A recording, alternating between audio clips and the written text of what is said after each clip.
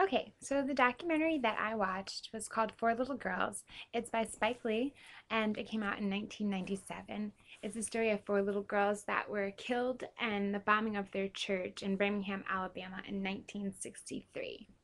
The main thrust of the documentary, I believe that there were two main thrusts. One being civil rights. The movie brings to light some of the problems at the time, as well as putting a face to civil rights issues rather than the face always being Martin Luther King as the face for to the fight for equality. The documentary brought light to other figures, including Fred Schultzworth and the four little girls themselves. The girls' names were Addie Mae Collins, who was 14, Denise McNair, she was 11, Carol Robertson, she was 14, and Cynthia Wesley, who was 11. And the girls that were killed brought together a whole race as well as members of other races to realize how ridiculous and how serious the civil rights really was. And even members of the Ku Klux Klan stated that they never thought that they would take it this far. Yet the film brings to light that a race can stand together in a time of need. And there was a quote from a man, I believe it was a pastor in the story. He said, "You can burn down our churches, but not faster than we can build them back up, stronger than before." And I thought that was um, really inspiring for him to say, talking about how they can be brought down, but they can also come back up even stronger. And the next main thrust, without a doubt, was man's inhumanity to man. The document highlights the fact that men at the time were unable to look at another man of another race and see that they had a lot more similarities rather than the differences, which in most cases the differences was only their skin color. The documentary proved that man's hate for one another was so strong that he would even dare to enter another man's safe haven, in this case his or her church, and was willing to take the lives of others in God's house. And he was even willing to risk killing women and children out of fear of just integration and change. Some of the things that were discussed in the documentary that we've also looked at in class, one of them was hate speech. George Wallace, he has an acceptance speech where he talks about segregation. And he says that, he believes that segregation now, segregation forever. He thought that was the best solution for any type of problem, segregation. And then a commentator, he commends the white community for keeping it together after the speech and not talking, not acting reckless towards the blacks. And so that was hate speech. There was also symbolic speech. They talked about the Ku Klux Klan and the burning of the churches and the crosses and such like that. A lot of the material that was covered in this documentary is a lot of things that we're gonna get into later.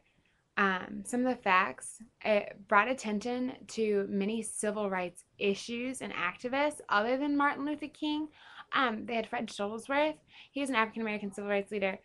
He wasn't as widely known as Martin Luther King, who gets most of the credit for civil rights issues. But Fred Shuttlesworth was, huge.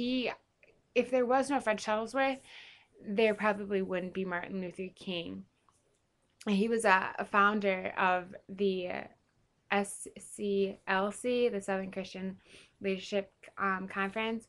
And so that was huge. You got to see the kind of things that he did in the community, because especially in Birmingham, Alabama, because that's where he was.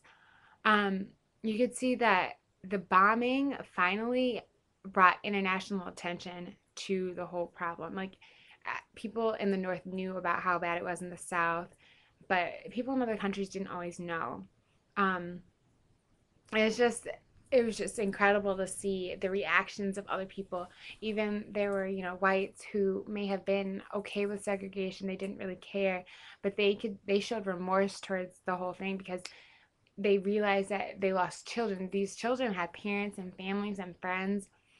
Even police claimed that they never thought that the Klan would take it this far. They thought it was like ridiculous.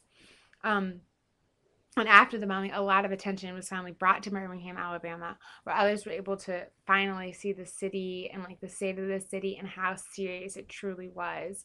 And like taking the lives of children, it just seems like it was the final straw for so many people. Um, and so the man that bombed the church, his name was Robert Chambliss. He was convicted of the placing of the dynamite, and he was arrested and charged with murder and possessing a box of 122 sticks of dynamite without a permit. And on October 8th, 1963, Chambliss was found not guilty of murder and received a $100 fine and a 6-month jail sentence for having the dynamite. Um, so the case was unsolved until Bill Bexley, he was elected Attorney General of Alabama, and he requested the FBI files and found out that FBI had a lot of evidence against Chambliss and that it wasn't used in trial. So in November of 1977, Chambliss was tried once again for the 16th Street Baptist Church bombing, and he was found guilty and sentenced to life in imprisonment. Um, was there any biases? I would say no. The director, he talked to the family members of the girls. He talked to friends of the girls, church members, political leaders, authors, civil rights activists. He talked to, blacks, whites. So I feel like there was no biases, especially with this type of story.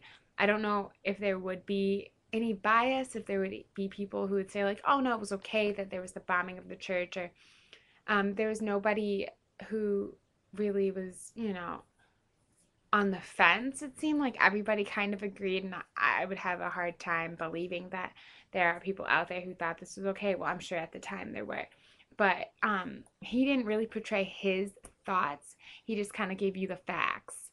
Um, so I didn't think there were any biases. What I learned, I thought, I knew about the civil rights and the civil rights acts and the fights. But I didn't realize how effective the young people were on the struggle and during the time. They had kids at 12 and 13 on the streets and protesting, and police were putting the kids in jail. And I didn't realize how serious it was. And they were putting them in jail hardcore, like convicts, just to teach them a lesson. And some of those kids did nothing but like stand in the street, and they were getting attacked by dogs and water hose, and it was woo. And then I also got an insight of the little girls and their lives. Like I've heard the story, but I never really knew about the girls, and it made it more relatable. And it was also heart-wrenching, like once you got to the end and it was the bombing. It just They also showed the images of the girls' bodies after the debris and stuff was taken off of them, and it was heartbreaking to see. um I could never imagine having to like go through that. Weaknesses, I felt that it focused a little much on Denise McNair and her family, but I mean, like, who's to say um, that no one else's family really wanted to speak on the issue? We got members of other family members, of other family members of the girls, but Denise McNair, her parents were the main ones kind of like telling the story and talking about the girls and the day and like the weeks and months and years to come and like the fight. Um, Other than that, I don't think there was really any weaknesses. Would I recommend it? Absolutely. Um, on any circumstance, if you just wanted to watch a documentary, if you were wondering about civil rights, I would say this is definitely one of the documentaries to watch. Um, it's hard to swallow at times just to imagine that that happened in our country somewhere, like, around us, that people were thinking this kind of thing. And especially for me, when they talked about having to go, look at the girls and say, this is my daughter, having to do that. They showed pictures of the girls. It was just, I can't imagine. Like, it's heartbreaking to see this, and the moms talking about it and breaking down, and sisters and siblings and friends. It's just so hard to imagine that actually happened. Um, you know, and I thought one of the most remarkable parts of the story was towards the end when they were talking about the bombing and saying that all of the glass windows broke when the bombs happened, except for one window, and it was window of Jesus guiding children. And I just thought that was remarkable. So, if you get a chance, check it out.